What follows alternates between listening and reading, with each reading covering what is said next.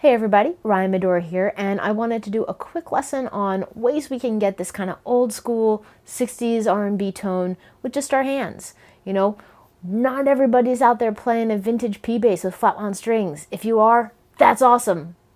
What a great thing to do. But we're not always doing that. Sometimes we're playing a modern P bass with round wound. Sometimes we're playing a 5-string jazz. There are all kinds of awesome basses out there. But there are a lot of the things that we can do with our hands to get our tone. So it's not just coming from the bass. So one of the things that I like to do is use this notion of palm muting. Now this is something that like a lot of guitar players will do. You know, they'll kind of like play with a pick and palm mute and get this kind of like darker, more muted tone, but it's something that we can use on bass as well. So the cool thing about palm muting is that it really just cuts down on a couple of things. One, some of the higher frequencies, like the treble frequencies, and two, the amount that the string is ringing out. So a lot of times when we play a note, you know, you'll hear the attack and the really, really long decay. When we palm mute, you can automatically hear that the tone is different. You know, you don't have as much of the higher frequencies, but you also have a shorter duration. So we don't play the note and it just keeps ringing quite as much. We play the note and it rings, but there's a quicker decay and then it's very muted. So when we're palm muting, that's kind of what's happening. You know, we're cutting down on the higher frequencies and we're also making the attack sharper and the decay quick, and then less of a long tail of the note. So in order to palm mute, what we're doing is instead of using our kind of 2-finger technique where we're playing with our index middle finger with our thumb on the pickup,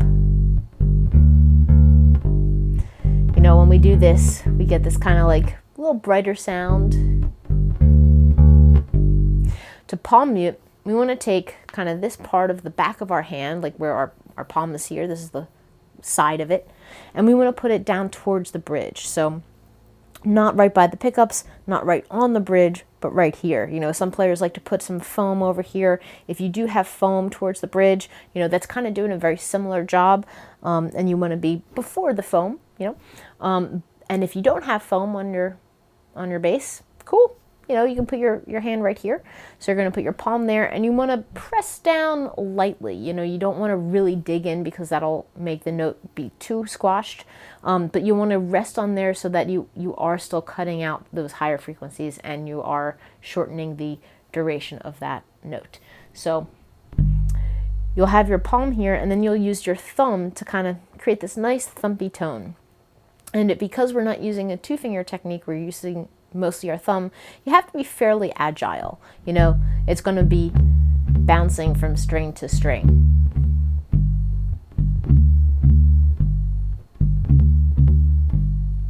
Now, if you want, you can play with other fingers too. You can use your first finger if you're going to come up with like a little busier part. I like to do that to integrate dead notes and things. So if I'm coming up with like a little bit more of a busier line,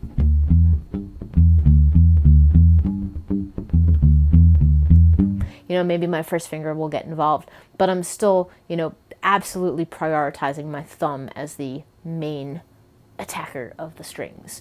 So the other thing to keep in mind is that muting is coming from this hand as well. So make sure that as much as possible, you don't want your fingers flying up. You want to try to keep the strings as quiet as possible, and you want to get this kind of nice vintagey sounding tone to kind of play the intro of Sitting on the Dock of the Bay, the Otis Redding classic. You know, I'm playing my first finger on G, and then I'm kind of doing a little bit of a hammer-on going from C sharp into D. So it's kind of like the root and the fifth with a little grace note of the sharp 4 into the fifth. And I'm palm muting, I'm using my thumb.